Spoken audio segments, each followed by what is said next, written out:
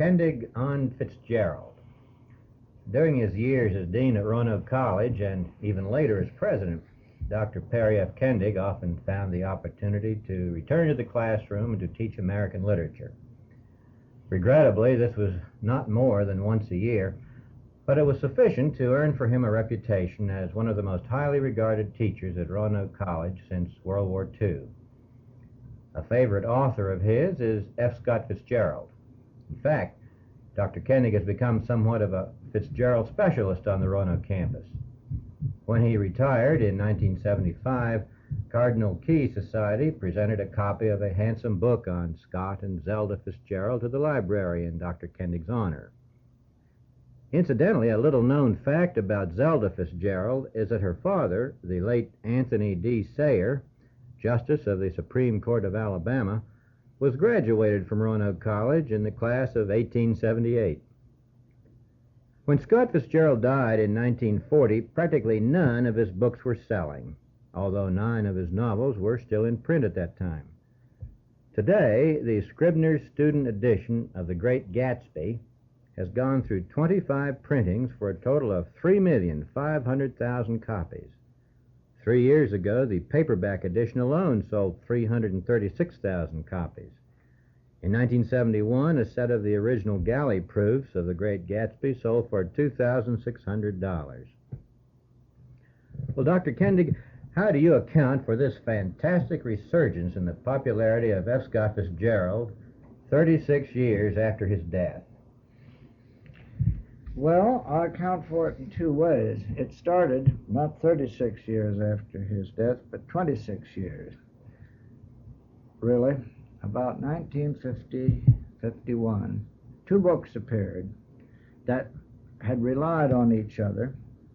One by Arthur Meisner, which was the first full-fledged biography of Fitzgerald, and the second was The Disenchanted, a novel by Bud Schulberg, which was based largely on his conception of Fitzgerald.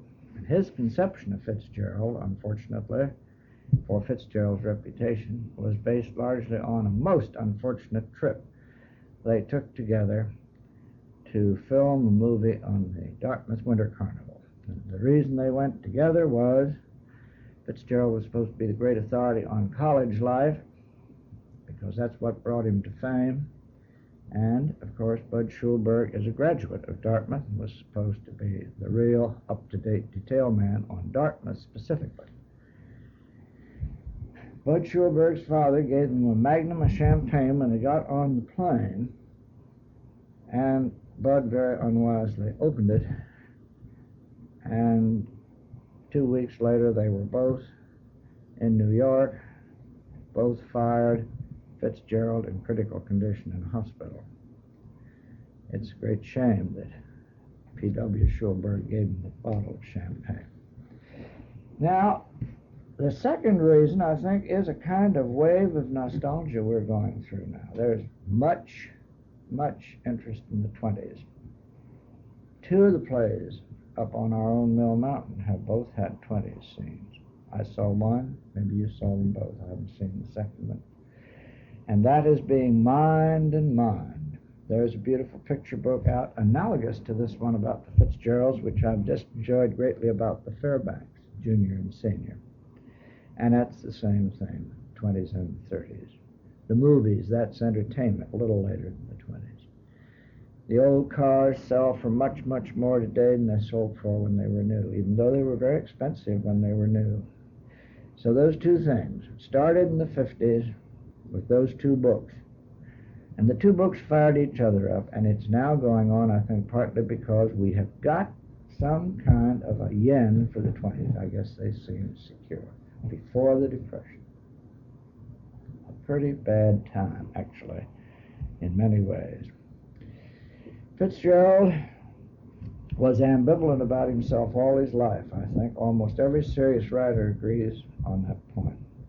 Fitzgerald's father was well-born Marylander from around the Baltimore area, and his mother was of much more humble background, both Irish. She was from St. Paul, and that's where Fitz was born and went to school. He knew his father was more genteel and better bred than his mother, but he was absolutely a flop as a businessman. He also knew that although his mother would not have the same social standing, that's where the money and the strength in the family came from. So he wavered between a kind of a pride in them and a sort of shamefacedness about them that I think was difficult for him to digest. They sent him to Newman School. The name is significant. It's undoubtedly named after Cardinal Newman, to prepare him for Princeton, where he wished very much to go. He did attend Princeton from 1913 to 1917. He left to join the Army in 1917. He never returned and finished his degree. He left under cloudy circumstances. He was not in any disciplinary trouble, but his grades were very bad, and he was allowed to resign to join the Army. And there's a very interesting letter from the dean saying that he had resigned to join the Army, and then he put a little note on it and said, "I hope this makes your sensitive feelings a little more easy." But he would have flunked out, I think, at the end of the thing. He spent all his time in having fun and working with the Triangle Club, which put on musical comedies. He wrote some of the lyrics for some of their best ones. He also is said to have been the most beautiful chorus girl the Triangle Club ever had, and this is quite possible because he was a very handsome man, really up until the day he died, or at least until he had his first bad heart attack. And when he was in Princeton, he was indeed a very handsome young man indeed. He was commissioned a second lieutenant. He went down south to camp, and there he met and fell in love with, very much in love with, a Southern belle named Zelda Sayre. Then, very characteristically, he got the one job for which I consider him to be absolutely perfectly suited in the military service. He became an aide to Brigadier General Ryan. And I can't think of any job in the whole armed forces that would have been more congenial for him, because it had the right snobbish appeal. He was with the very brassy brass, and I think he'd have been a good aide because he had beautiful manners, especially when he was sober, not so beautiful when he was. On April 3rd, 1920, he finally convinced Zelda to marry him. She was trying to be a writer too, and he did appeal to her, and she appealed very strongly to him. They had one child, Francis Scott Fitzgerald. Their family life was hectic almost from the beginning for several reasons. They all drank. I don't mean the child, but the parents both drank too much. They fairly soon became alcoholics. They were high-strung. They both had sensitive egos. Zelda certainly couldn't write as well as her husband, so when she was not quite middle-aged, but much too old to take it up again, she took up dancing, and danced and danced and danced, determined to be a ballet dancer. Well, you ought to start that at 7 and keep right on through, and not take all 10 or 15 years. She finally had a nervous breakdown, then she had another one, and then she wound up in a private hospital in Asheville, and there she lived until she died. She died 7 years, and a little more than 7 years after her husband, in one of the most pitiful ways. The whole asylum burned down, including the inmates. In the last years of his life, Fitzgerald lived with Sheila Graham in Hollywood, and she was apparently a great comfort to him and did as much, I think, to help him get his drinking under reasonable control as any other human being had ever been able to do. He was a writer all his life. He never really did much anything else. His earliest short stories were published in Smart Set magazine, edited by George Jean Nathan and H.L. Mencken, and at that time a very smart, successful, and prestigious magazine. His first novel was called This Side of Paradise. It was published in 1920. It was an immediate success, not because he was such a good writer at that time, because he was recognized as the poet laureate of the Jazz Age. It's the novel that first laid bare what was then thought to be a very wild and dissolute life on campus. And for all its weaknesses, it still has a sociological interest, although I find it very difficult to read. And most modern writers on Fitzgerald have said, somewhat apologetically, that they find that's a difficult book to read. Was it a critical success as well as a popular success? Not particularly. His great and good friend at Princeton, and the man who did more to take care of things after he died than anybody else, Edmund Wilson, who is one of the most astute critics I know, did not give it a good review, although he said it was embarrassing to him not to, but he didn't think it was a good book. It has a lot of far-fetched figures of speech like they liked in the Elizabethan times, that kind of thing, real twisted around metaphors in some ways, and a lot of the real hip dialogue right in the way people spoke, and a lot about petting and drinking and hip flasks and dissolute life at Princeton. And I don't think Princeton appreciated it much either. It was apparently, though, popular enough to give Fitzgerald the kind of income he needed to live. It got him launched. It got him launched, and it made his short stories in much more demand. And he was selling them to the Saturday Evening Post for very substantial sums. And the short stories are very good. The short stories from this period, in my judgment, are much better than that novel. Have you tried to read it recently? No, I've the only time I tried to read it, I had a very tough time doing it. I read it as a graduate school assignment. I would not willingly reread that book because to me it is really very tedious now. You notice his name is Francis Scott Key Fitzgerald. That is because Francis Scott Key, who wrote The Star-Spangled Banner, was a relative of his father, and his father wanted to get that in. But he called himself F. Scott Fitzgerald, and his friends called him Scott or Scotty. Well, that's what this side of paradise is.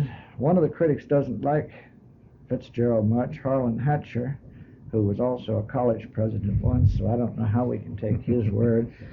He said his journey through Princeton, this is speaking not of Fitzgerald now, but of Amory Blaine, the hero of this set of poems. His journey through Princeton made him neither a gentleman nor a scholar. It left him, on the contrary, inept, disillusioned with life and religion, at a dead end beyond the reach of his intellect. The book abounded in metaphors and aphorisms which seemed to the readers of 1920 to just summarize the whole modern attitude. And then he goes on, as almost everybody else does, and we have, saying it's a very difficult book to read today. I have heard it said that the term flapper probably came from that book or something about that. The Jazz Age girl, which Zelda apparently typified. She typified it for millions of people, I think, thousands anyway. I think the Jazz Age, too, is probably a Fitzgeraldism. The flapper, if Fitzgerald was the flapper's father, why, I think John Held Jr. was the greatest practitioner. The John Held Jr. drawings and the Fitzgerald books of the type and stories of the type of This Side of Paradise just fit together like a hand and a glove. He also showed the influence of James Joyce, believe it or not, in this book because it's quite impressionistic in style. His second book, I don't think is a tragic book in the true sense of the word, but it's a very pathetic one. It's called The Beautiful and the Damned. This is a longer novel, 450 pages. It concerns the disintegration of two beautiful but damned people, Anthony Patch, heir to $30 million, and his extremely beautiful wife, Gloria. And they try to make ends meet, waiting for the grandpa to die, and there's always something, I think, very sad about any people, any members of a family sitting like turkey buzzards on branches of a dead tree waiting for somebody that has the money to die and not making sure to hide the fact very well. The old man was very puritanical. They had a bad party at his country place, a real bad party with lots of drinking and girls shedding their girdles. They wore girdles then, but they took them off at certain times in parties as things got good. And lo and behold, for no good reason, the grandpa came out, walked right into this when it was at its height, and disowned Anthem. It made him so mad he died shortly thereafter, and Anthony fought it in court and won, but right before he won, he had a complete nervous breakdown from which he never recovered. So he had $30 million and no way to enjoy it. He was being punished. He was having a terrific fight with his mistress from his army days, who had come up to New York and tried to get back on the track. And he just cracked up right in the middle of it. Fitzgerald lived a very irregular life in many ways, but he was a very moral man. And another one of the things that tore him up, I think, in addition to his ambivalent feelings about his two parents, was the great contrast between what he did and what he believed. Almost any psychologist will say that's difficult to digest. And he did not really approve of the way he and Zelda lived, but they did it anyway. And I think it became more and more damaging for him. Do you think, is there any evidence to indicate that Zelda might have prodded him on to his exciting life experiences No, I during the think 20s? he was or the leader. He was the leader. He wanted to be doing what the other people were doing. And you know, the right thing to do for an American writer after World War I was to go to Paris and live it up.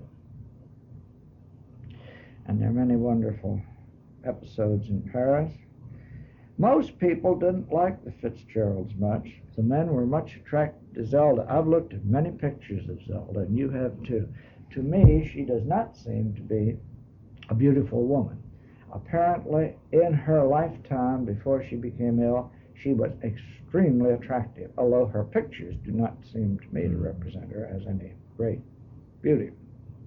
But apparently with great vitality, great deal of personality of a rather frenetic sort. And they were, I think, fairly popular, but not much. And I think one of the reasons they weren't popular was they drank too much, and they were not nice to be with after they had been drinking too much. Both of them have said, you know, at one time or another in their life in the 20s, it was either always tea time or 3 o'clock in the morning. And that's a pretty good indication of approximately their daily schedule. Well, anyway, he had still not destroyed himself or his talent, and in 1925 he published The Great Gatsby, a short novel, a very powerful novel of the 20s, very romantic novel to me, concerns the hopeless romantic attachment of Jay Gatsby, a self-made man involved with the rackets, a big-time bootlegger who was making a great deal of money, his infatuation for a society girl, Daisy Buchanan. He finally found out what part of Long Island she lived on. He got a huge estate there close by and just proceeded to have a party every night, just in hopes that Daisy and Tom would come by occasionally. And it never really amounted to much, but he was very romantic. He lied and lied and lied about his past and said he was a Rhodes Scholar from Oxford. Of course, he wasn't at all. Tom Buchanan is a most unsympathetic character to me. His mistress was the wife of the gas station proprietor near they all used going back and forth to New York. A rather voluptuous and lecherous girl who suited him much better than his wife. But of course he wouldn't want to lose his wife either, because the rich are pretty possessive, I think. It was pretty barren. The parties were given for one reason, the hopes that they would bring Daisy, and occasionally they did, and once in a while they'd have a chance to talk. And the book ends with the gas station man shooting Gatsby after one of the parties, because through Gatsby's romantic tendencies, shielding Daisy, who really hit his wife in the car. He had the feeling that it was Gatsby who had cuckolded him, and he just came over and shot Gatsby in cold blood as he was standing on the edge of the swimming pool, and he flopped in it and either died of the gunshot wound or drowned or both at the same time. This made 3 movies. The only people that I know that have seen all 3 are Professor Andrew Murphy, Dr. Murphy, who's an emeritus professor here too, and I. Gatsby was played by these people: Warner Baxter in the first one, Alan Ladd in the second, and Robert Redford in the third. I think Baxter did the best job. I think he was closer to the time. He looked the way. He was better cast, I think. He was better cast. Looked the part. I thought Alan Ladd was the worst, and Robert Redford in between. It was also done on the stage, I believe, in the late 20s. I never saw it on stage. But I never saw it or read a play script of it. Without too much success. The Great Gatsby was my introduction to Scott Fitzgerald, as it was many people, many students of literature, and it's still, I agree, it's still a very powerful book. I think it is. It's probably it's the tightest and the best written book he ever did. Although I think the writing in The Last Tycoon, the fragment, is very good. But Gatsby, he got finished. And it moves me. The book moves me more than the last movie did, for example. Interesting, after your description of, in a sense, of Fitzgerald's career, his personal ambitions and likes, how you do get reflected in here the great desire for something unattainable in the case of Gatsby and Daisy, and of course Fitzgerald himself had a lot of that in him. Mm-hmm. I think he was really insecure in ways that the people, you and I talking together, would not be. We may each have our own insecurities, but I don't know that any American writer that seemed so impressed, by people who were just real rich. And if people were real rich, really rich, and also had unassailable social positions, he just got into a jelly. He could hardly face them. And the reason he wasn't popular, I think, except for a small group, was the visit to Edith Wharton, a lovely lady with plenty of money, and as you know, quite well born and a very good writer, I think. I would say a better writer than Fitzgerald. Anyway, he got himself wangled an invitation to go down there to tea. And after he got it wangled down to the country place, he worried about it and got upset, and he started to pub crawl his way from Paris to where she lived. So he got there pretty drunk, shot off his mouth in very outrageous ways, and nobody got upset or anything. They just stayed cool as the center seed in a cucumber. And they finally said, somebody said, "Where do you live, Mr. Fitzgerald?" And he said, "Oh, we live in the upper floor of a Chinese bordello." And nobody cracked up or said anything much. And there was a ghastly silence. And finally Mrs. Wharton said, "Well, Mr. Fitzgerald, aren't you going to tell us what they do in the bordello?" And he just got up and stumbled out and went back to Paris. He had a wonderful opportunity there, which he just muffed all over the place. And there's nothing he wanted to do more for a couple of years than just that. But he spoiled it for himself. Was he pretty accurate, do you think, in his descriptions of the rich that he envied so much? I think so. If we have time, I'm going to try to discuss the rich boy a little. I think so. You see, his acquaintanceship with the very rich is more extensive than mine. And he meant the very rich of a certain segment of society. He really was thinking of the very rich in New York City, primarily, and Baltimore. Mm-hmm. And not the very rich of Roanoke, Virginia, or Nashville, or Tuscaloosa. People with long family connections as well as long family money. Connections, social register, 400, Bar Harbor, New York, Newport, so on. He limited the rich. He was not at all concerned with cattle barons. from near Abilene. His next, that's, I would say, probably his best book. Tender as the Night came out in 1934. It originally appeared arranged like an epic, which I think confused a lot of people. That is, it started in the middle of the story, went back, picked up the beginning, and then went on to the close. It's not as tight a novel as Gatsby. I don't think it's as well made a novel. It has some beautiful writing in it. It's sad, romantic sad, that kind. Tender is the Night is a quotation from a very romantic and rather mournful poem by Keats, who was a sad romantic with a very unhappy life, plagued by disease, although not alcoholism quite as much. And it is about the crack-up of a marriage. We all write about what we know, you know, and he was beginning to know about the crack-ups of marriages because Zelda at this time, approximately at this time, became very strongly attracted to a handsome, very virile young aviator, and this just drove Fitz up the wall. And he made so much fuss about it, I think he almost drove them into each other's arms. And there's a very beautiful girl in this book. Her name's Nicole, and she has a breakdown and then goes mad. And it ends very sadly. She's mad in an asylum in Switzerland, and the hero, who's a medical doctor, has a country general practice in upstate New York. And he had been a very big gun doctor in Europe.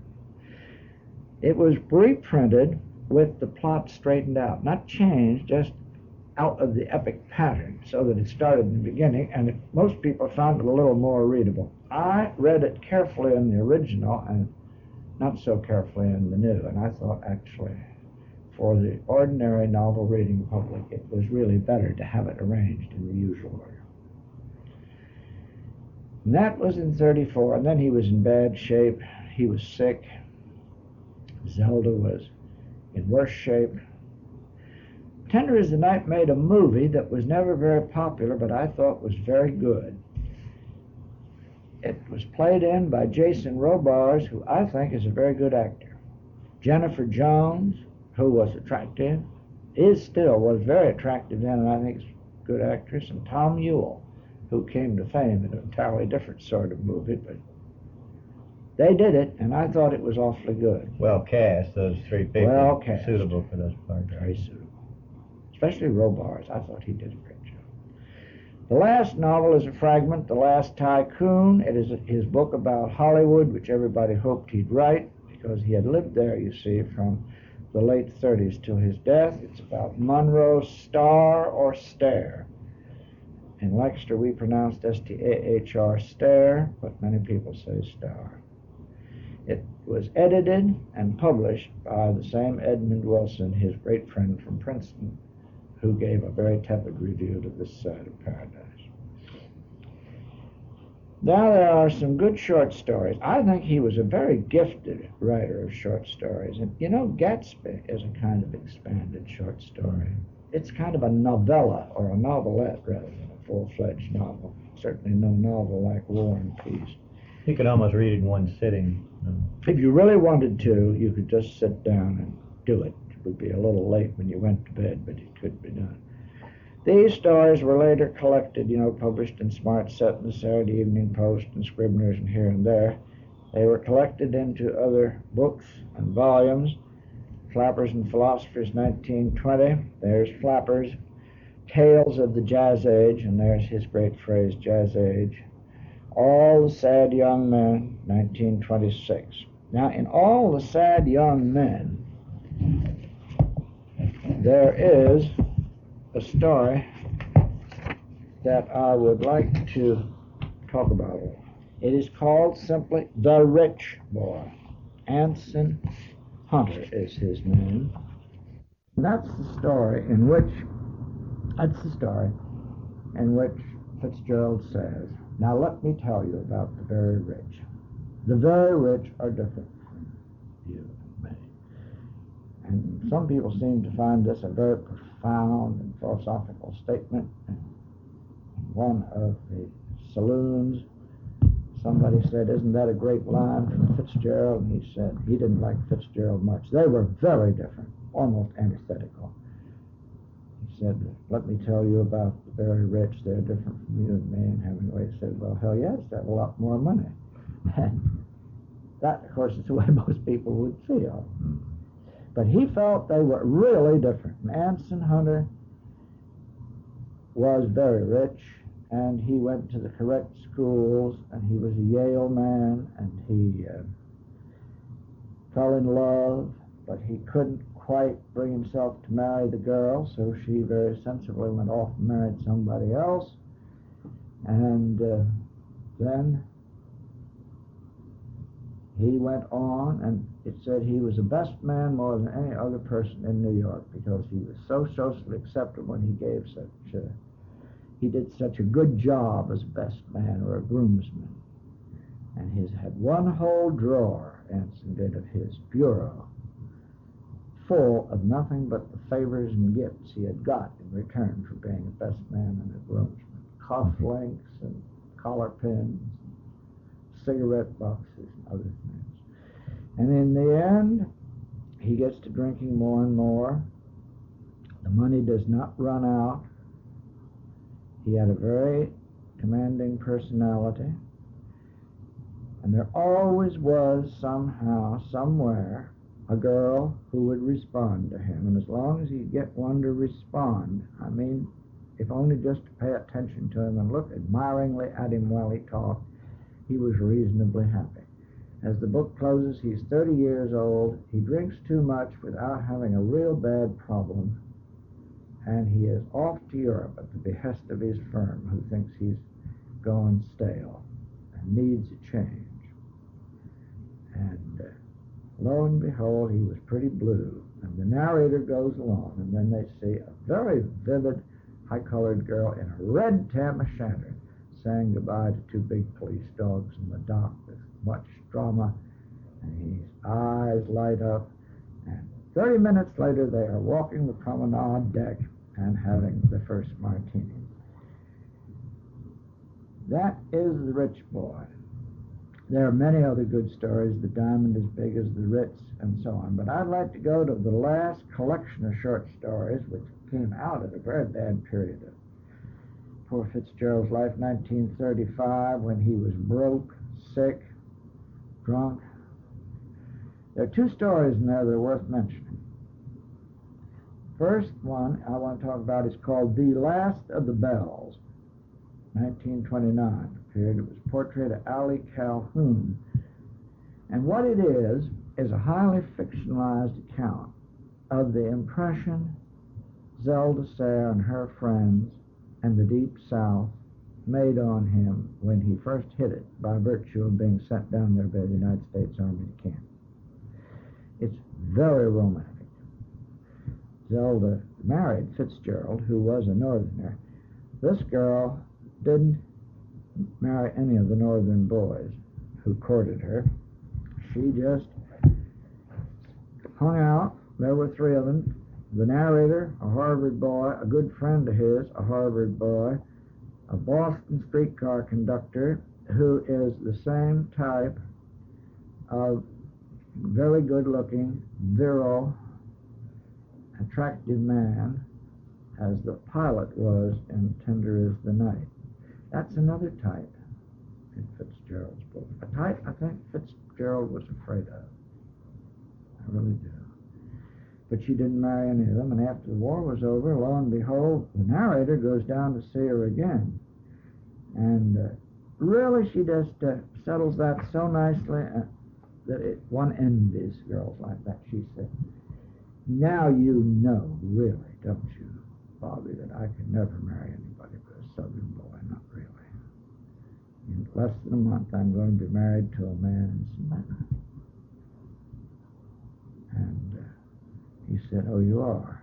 So he gets in a cab and goes out and visits where the camp used to be, and it's all bulldozed down and being turned into a parking lot or something. It's a very romantic story, full of magnolia blossoms and whatnot. Now, the other one from that book is called Babylon Revisited. This is perhaps maybe the most admired story he wrote, published in 1931. It has exactly the same theme as Tom Wolfe's book, You Can't Go Home Again. Character is a man very much like Fitzgerald. The scene is Paris. His name is Charlie Wales. He's 35 years old. He comes back to Paris to try to get his daughter, who is a girl about 11, maybe, or 10 years old, back from his sister-in-law, his dead wife's sister, a married lady, whose husband works in the Paris branch of an American bank. And he almost gets it done.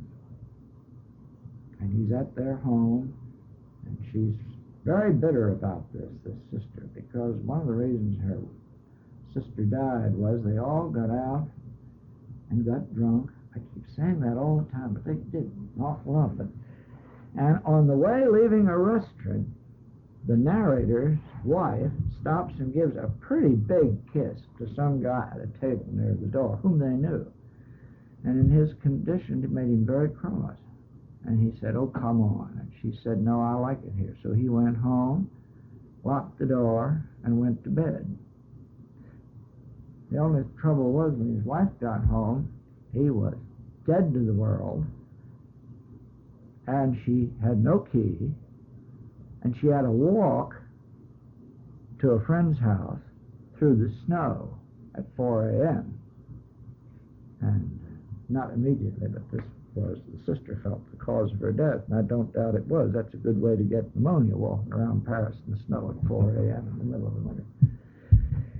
And I think they were just about to get it done, and then one of those awful things happened that happened in real life. In comes one of his friends from the old days, a married woman visiting Paris with an old friend she'd picked up, and they are very much under the weather. And they come in, they make a scene, they make a nuisance of themselves, trying to get Charlie to go out in the town with them. And he won't, because he only drinks one drink a day now. Doesn't want to get too big in his mind, but he won't drink the second one. And the sister looks this over, and her whole face just becomes like a mask. And she just turns around, goes into her room, and there's just no way of letting him get his little daughter back. For the time being. Maybe a year from now. That's the end of the fiction. That was, incidentally, filmed under a title. That one I did not see. Filmed under a title called The Last Time I Saw Paris with Elizabeth Taylor. And I, at this moment, forget which role she played in that. Role. I don't. Now that I did not see. I read that just recently in a Did book you see that it? came out. Yes, years ago, and I forgot. I remember a little bit of the plot from your description. Has nothing to do with the popular song, The Last Time I Saw. It was a typical Hollywood change of name for reasons known only to them. It is like so many of these stories. They're really very sad stories, and they're very moral. The reason the guy couldn't get his daughter back was the way he acted that night. You may get a little irritated if your wife kisses somebody else on the way out of a restaurant, but you don't lock them out of the house, usually in the middle of the winter, in the snow. But he said, in 1929, he said, snow wasn't real snow. If you got tired, but you just paid some money and it went away. Again, the great respect for the power of money. He wrote some pieces for Esquire in the 30s, which were collected into a book by Edmund Wilson after he died, called The Crack Up. Many authors have written books about nervous breakdowns, but this is one of the few times an author has said plainly in print that he was afraid he'd lost his creative tongue. He wrote one play, and that was called The Vegetable. It was a very bad play. He thought it was a good one. He spent a great deal of money on it, from which he was a long time getting out of debt. And Now there you are. Is he a major writer? Probably not. Is he a very interesting writer? He is. Does he understand a certain kind of life? He does. I don't suppose anybody's going to read all of Fitzgerald through except the scholars anymore, but I think that a lot of people are better off for reading The Great Gatsby and Babylon Revisited. He's a very romantic writer. He has great insight into the spirit of the 20s.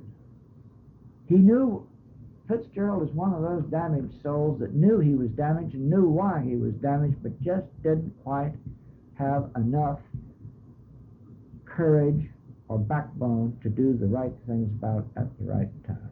And that's one of the things that makes him a rather sad person. He had a very good ear for dialogue.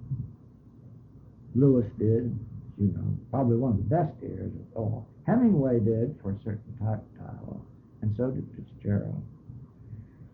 He took some very steady, some very searching, and some very courageous looks, I think, considering his own situation, into the very darkest places of the human heart.